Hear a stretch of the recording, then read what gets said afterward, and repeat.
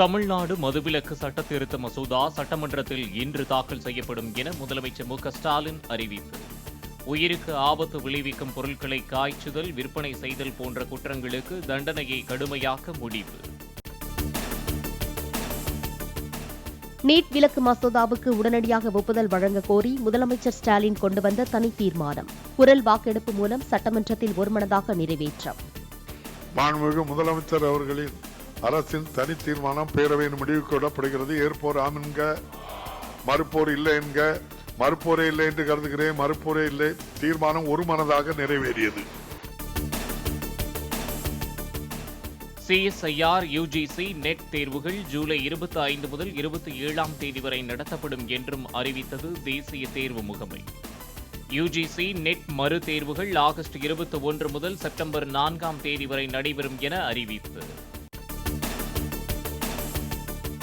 NEET வினாத்தாள் கசிவு விவகாரத்தில் ஜார்க்கண்டைச் சேர்ந்த பள்ளி முதல்வர் மற்றும் துணை முதல்வர் கைது. மேலும் 6 பேரிடம் விசாரணை நடைபெற்று வருவதாக CBI அதிகாரிகள் தகவல்.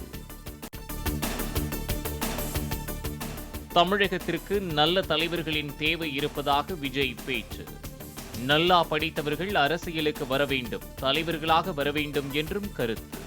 இங்க நம்ம கிட்ட என்ன இல்லை அப்படின்னா, இங்க நமக்கு எது இன்னும் அதிகமா தேவைப்படுது அப்படின்னா நல்ல தலைவர்கள்.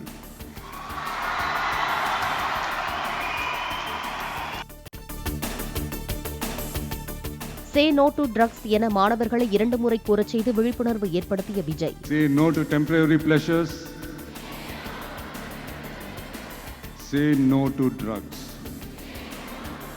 தவறான பாதையில் யாரும் ஈடுபடாதீர்கள், அடையாளத்தை ஒருபோதும் இழக்காதீர்கள் என கருத்து. நான் முன்னாடியே சொன்ன மாதிரி தான், உங்களோட அடையாளத்தை எக்காரணத்தை கொண்டு இழந்துடாதீங்க. Don't lose your identity at any cost. 21 மாவட்டங்களில் பொதுத் தேர்வில் முதல் 3 இடங்களை பெற்ற மாணவர்களுக்கு தொகுதி வாரியாக 10 மணி நேரம் நின்று கொண்டே பரிசு வழங்கிய விஜய். மாநில அளவில் முதல் 3 இடங்களை பிடித்த மாணவிகளுக்கு வைர நகைகளை தந்து பாராட்டு.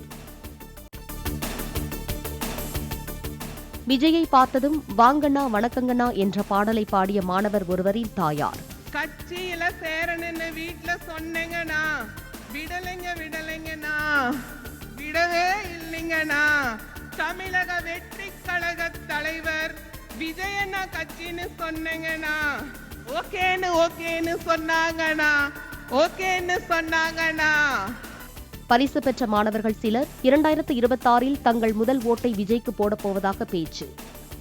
ஓட்டு போடுற வயசு வந்தா நான் போடுற ஓட்டு விஜய் அண்ணாக்காக தான் இருக்கும்.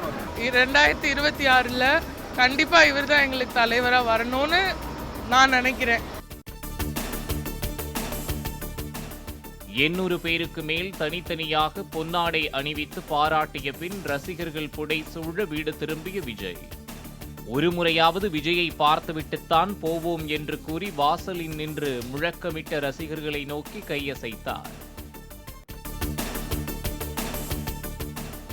பிரதமர் மோடி ஜூலை 8 மற்றும் 9ஆம் தேதி ரஷ்யா செல்ல இருப்பதாக அதிகாரிகள் தகவல். உக்ரைன் போர் தொடங்கிய பின் புதின் மோடி முதல் முறையாக சந்திப்பதால் எதிர்பார்ப்புகள் அதிகரிப்பு. அமர்நாத் பனிலிங்கத்தை தரிசிக்க முதல் பேட்சில் ஜம்முவில் இருந்து புறப்பட்ட 4603 பக்தர்கள் காஷ்மீர் பள்ளத்தாக்கை வந்தடைந்தனர். பக்தர்களுக்கு அடிப்படை வசதிகள் மற்றும் பலத்த பாதுகாப்பு ஏற்பாடுகள். ஆளுங்கட்சியினர் மக்களுக்கு குடியை கொடுத்து கோடிகளில் சம்பாதிப்பதாக பிரேமலதா விமர்சனம். இவங்க எல்லாருமே பாருங்க, குடியை கொடுத்து கோடிகளை இவங்க சம்பாதிச்சுட்டு இருக்காங்க. அதிக இளம் விதவைகளை கொண்ட மாநிலம் தமிழகம் என முன்பு பேசிய கனிமொழி, கள்ளக்குறிச்சி மரணங்கள் பற்றி பேசாமல் ஓடுவது ஏன் என வினா. எதிர்கட்சியாக இருந்த பொழுது கனிமொழி அவர்கள் என்ன சொன்னாங்க? தமிழ்நாட்டிலேயே அதிகமான இளம் விதவைகள் இங்கதான் இருக்காங்க, அரசாங்கத்துக்கு அதை பத்தி அக்கறை இல்லை என்று சொன்ன கனிமொழி ஏன் இப்ப அதை பத்தி பேச மாட்டேங்கிறாங்க? பிரஸ் மைக்க நீடினாலே ஏன் நழுவி ஓடுறாங்க? புதுச்சேரி ஜிப்மரில் சிகிச்சை பெற்று வந்து மேலும் ஒருவர் பலியானதால் கள்ளக்குறிச்சி விசச்சாராய பலி எண்ணிக்கை 65ஆக உயர்வு. 60 பேருக்கு மருத்துவமனைகளில் தொடர்ந்து சிகிச்சை.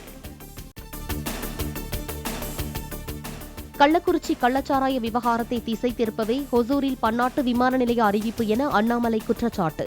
பெங்களூரு விமான நிலையத்தில் இருந்து 150 கிலோமீட்டர் சுற்றளவில் புதிய விமான நிலையம் அமைக்க முடியாது என்பதை மறைக்க முயற்சிப்பதாக விமர்சனம். நகராட்சியை மாநகராட்சியாக தரம் உயர்த்துவதற்கான சட்டத்தில் திருத்தம் செய்ய சட்ட முன்வடிவை தாக்கல் செய்தார் அமைச்சர் KN நேரு. 2 லட்சம் மக்கள் தொகை மற்றும் ஆண்டு வருமானம் 20 கோடியாக இருந்தாலே மாநகராட்சியாக மாற்றலாம் என தகவல். பல்வேறு வழக்குகளில் தேடப்பட்டு வந்த ரவுடி சீர்காழி சத்யாவை செங்கல்பட்டு அருகே முழங்காலில் சுட்டு பிடித்த போலீசார். சத்யாவின் கூட்டாளியான வழக்கறிஞர் ஒருவரை கைது செய்து நீதிமன்றத்தில் ஆஜர்படுத்த அழைத்துச் சென்ற போலீசாருடன் சக வழக்கறிஞர்கள் வாக்குவாதம். பட்டமளிப்பு சான்றிதழ் கேட்டு மதுரை அன்னை தெரசா பல்கலைக்கழகம் முன் பிகாம் முடித்த மாணவிகள் மறியல். திருமண அழைப்பிதழ் கொண்டு வந்தால்தான் பட்டமளிப்பு சான்றிதழ் வழங்க முடியும் என பல்கலைக்கழக நிர்வாகம் கூறுவதாக புகார். பீகாரில் 10 நாட்களில் இடிந்து விழுந்த 5வது பாலம். பூதகி ஆற்றின் மீது 4 ஆண்டுகளாக கட்டப்பட்டு வந்த பாலம் இடிந்து விழுந்தது. T20 உலகக்கோப்பை கிரிக்கெட் போட்டியின் இறுதி ஆட்டம் இன்று நடக்கிறது. கோப்பையை வெல்ல இந்தியா மற்றும் தென்னாப்பிரிக்கா அணிகள் பல பரீட்சை.